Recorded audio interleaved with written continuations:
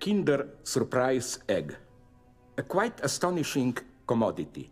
The surprise of the Kinder Surprise egg is that this excessive object, the cause of your desire, is here materialized in the guise of an object, a plastic toy, which fills in the inner void of the chocolate egg.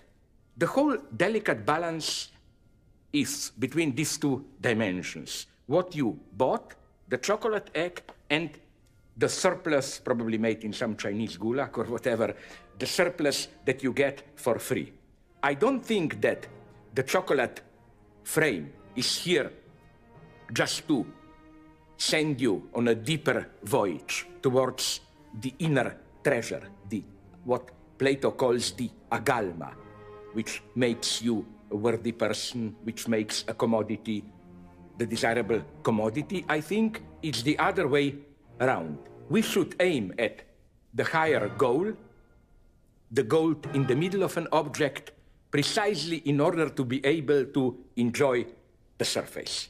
This is what is the anti-metaphysical lesson, which is difficult to accept.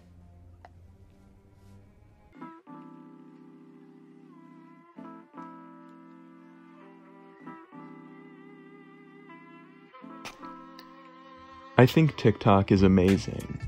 As with any popular social media platform, there will be a fair share of cringe compilations and think pieces about why this new application is the downfall of modern society, or further indicative of the ever-shortening attention span of our youth. But even despite these flaws, the TikTok app has a way of mesmerizing and enchanting the viewer to continue scouring through the endless barrage of content. This, however, is not about TikTok the platform, but rather a look at what I believe to be the best and most thought-provoking page on the entire application. This, of course, is WeWearCute. Wiener prank on my mom. This jumbo push pop might look like a push pop, but it's gonna taste so beefy. That's one meaty lolly. Mom! Created by sisters Ash and Emma, this account has amassed over 6 million followers. The sisters also have a YouTube channel and an Instagram that both continue to grow. WeWearCute is undeniably unique, but it's about more than that. Why is WeWearCute the smartest and most thought-provoking channel on the platform? And what can it tell us about the nature of human desire? This is not the first video on WeWearCute, and it certainly won't be the last. Many commentators have focused on them as a subject of both intrigue and scorn, and often they find themselves in cringe compilations or the source of what I would call cringe comedy. I think Sherry put it quite well in her video, WeWearCute are totally cringe. Rather than try to explain it to you, there's some sort of nuanced beauty in this account that I can't really convey to you just through talking. And although the video then devolves into commentary on how outrageous WeWearCute is, I wish the beauty was expanded upon further. WeWearCute is rich and dense enough for Sherry and Curtis Connor and other commentators to make videos on the content without really touching on what makes the channel so amazing. So that's why I'm here.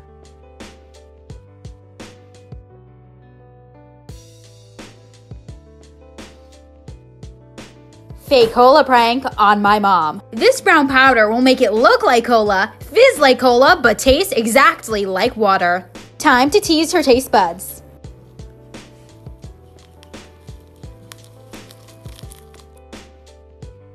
WeWearCute poses a fundamental threat to the general perception of satisfaction. I want to clarify that what I am about to say is not rhetorical or sarcastic, but to fully grasp the brilliance of this video, we need to familiarize ourselves with the teachings of psychoanalyst, Freudian theorist, and philosopher Jacques Lacan. Lacan advances a theory revolving around human satisfaction and its relationship to anxiety. But first, we have to talk about YouTube pranksters.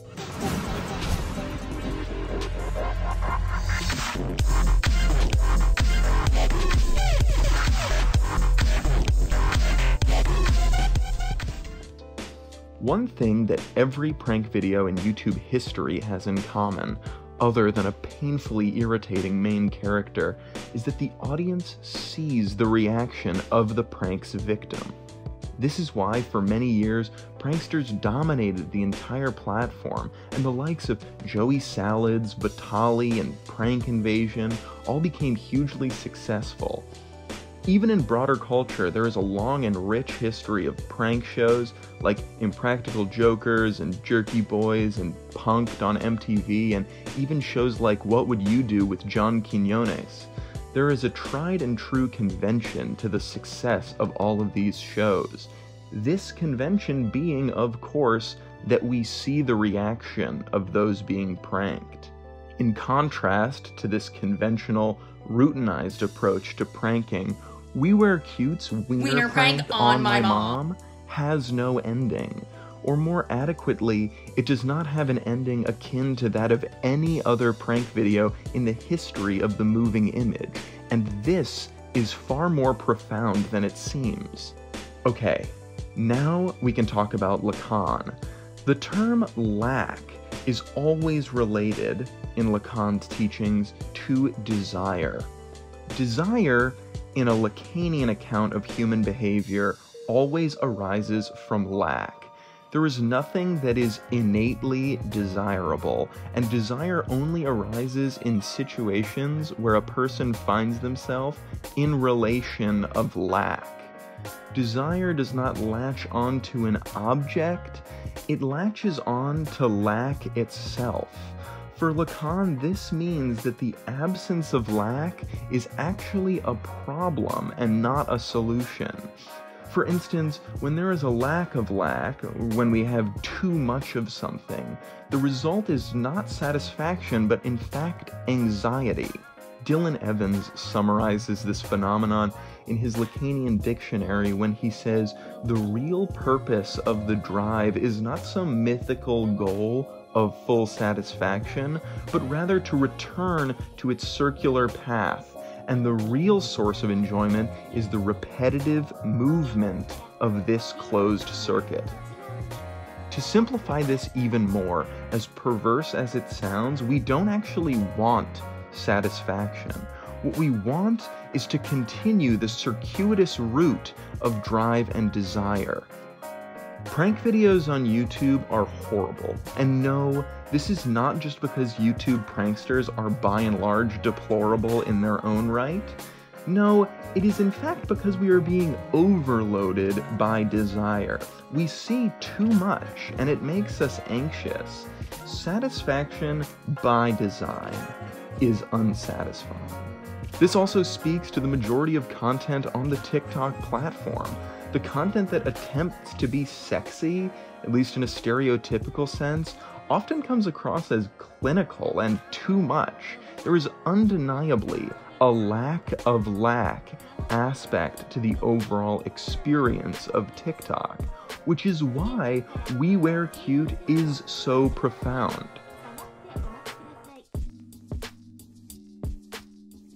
Although the concept of truncation has been around for quite some time, the modern context revolves around two key players, Vine Give me your fucking money!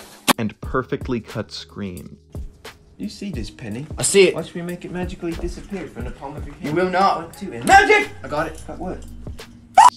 In many ways, these videos and WeWearCute's TikTok are defined by their status as text without resolution.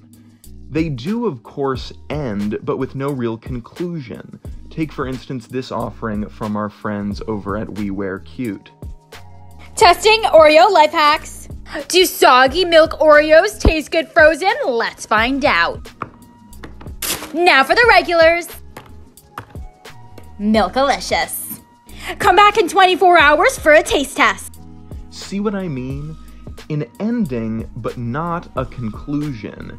The video does not resolve. However, it is under the pretense that we will see the conclusion of their experiment at a later date. But, spoiler alert, we never see a follow-up video, nor is there anywhere online that we can go to see how the video concludes.